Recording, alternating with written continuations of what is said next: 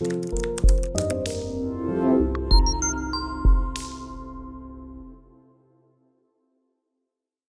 à toutes, salut à tous et bienvenue dans cette nouvelle vidéo sur la chaîne C'est mon avis. On se retrouve aujourd'hui pour un déballage de produits, un unboxing.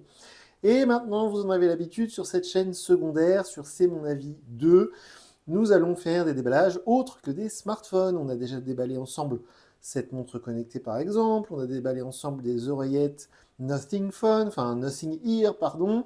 On a déballé ensemble une Galaxy Watch 6, enfin plein de choses qui ne sont pas des smartphones, mais qui sont dans le même univers, on va dire.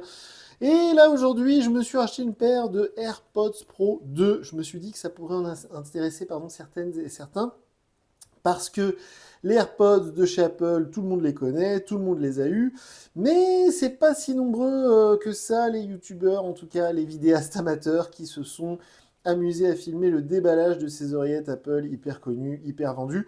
Alors, petit fun fact, comme on dit, le chiffre d'affaires annuel de Apple sur les AirPods, que sur les AirPods, attention, hein, si vous prenez juste le chiffre d'affaires des AirPods et AirPods Pro confondus bien évidemment, c'est supérieur au chiffre d'affaires d'une marque comme Vivo ou comme par exemple OnePlus.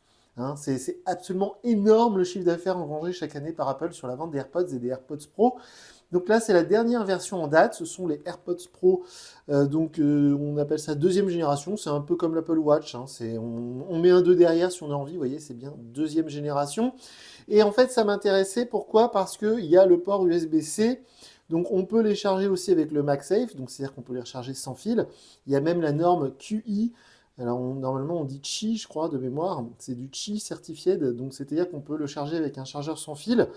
Et on peut donc recharger le boîtier avec un port USB-C. Et vu qu'on est maintenant sur l'iPhone 15, l'iPhone 15 Pro, l'iPhone 15 Pro Max et l'iPhone 15 Plus, avec le port USB-C, si vous avez un MacBook récent à la maison, vous êtes aussi en USB-C. Et si vous avez un iPad récent, vous êtes aussi en USB-C. Donc tant qu'à faire, autant se débarrasser une bonne fois pour toutes du port Lightning et d'avoir la dernière génération de AirPods Pro 2.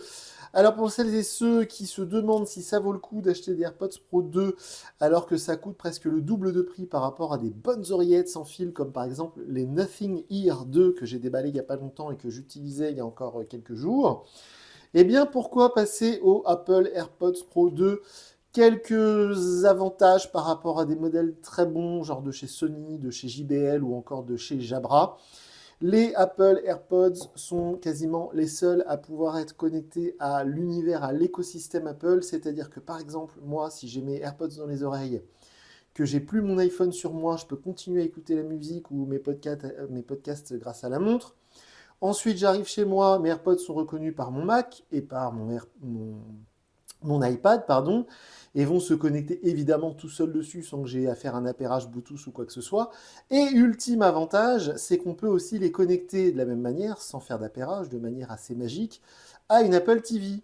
Et vu que je suis abonné Free et je regarde tout mon contenu télé sur l'Apple TV grâce à un boîtier Apple TV, eh bien le soir, quand tout le monde dort à la maison et que je vais regarder un film d'horreur, quelque chose qui va faire beaucoup de bruit, ou alors récemment, il y avait les Grands Prix de Formule 1 qui étaient vers minuit, là, les Grands Prix de Formule 1 en direct d'Amérique par exemple, c'était très tard le soir. Bah, au lieu de réveiller toute la maison, on met l'AirPods et hop, ça se connecte à l'Apple TV. C'est magique.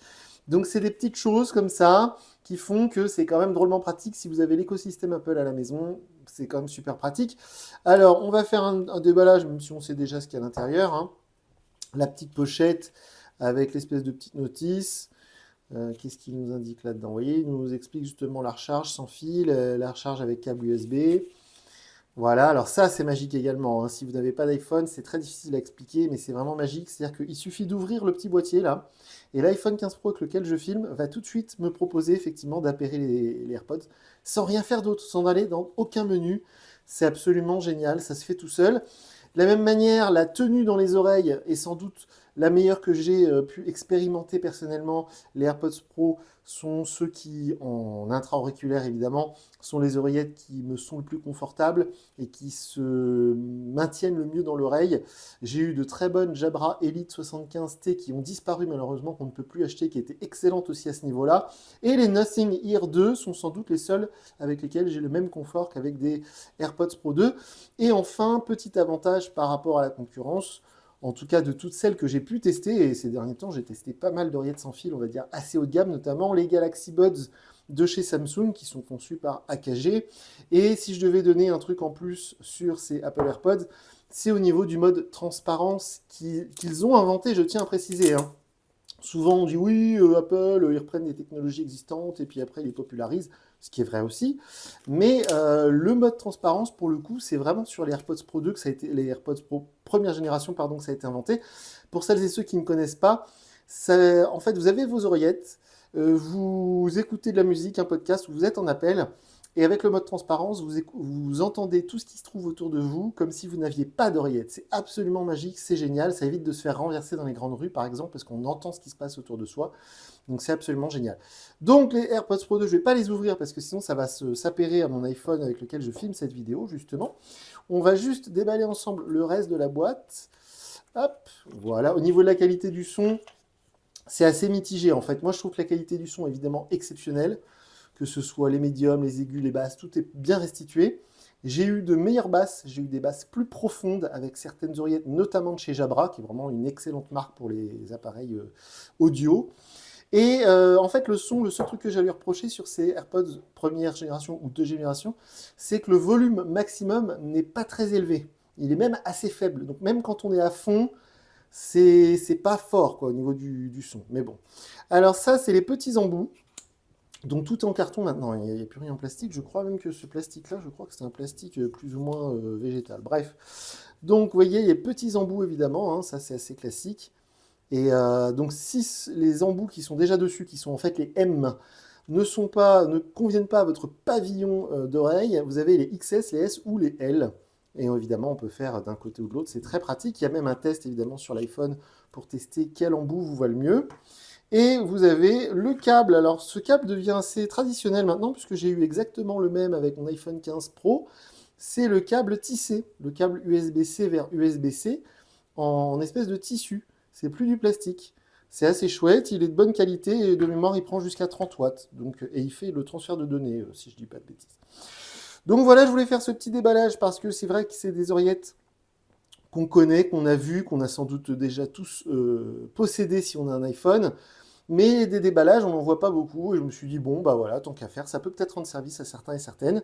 Et ça me permet de donner mon avis sur ces oreillettes Apple AirPods Pro 2. N'hésitez pas, vous, à donner votre avis dans les commentaires de la vidéo, c'est fait pour ça.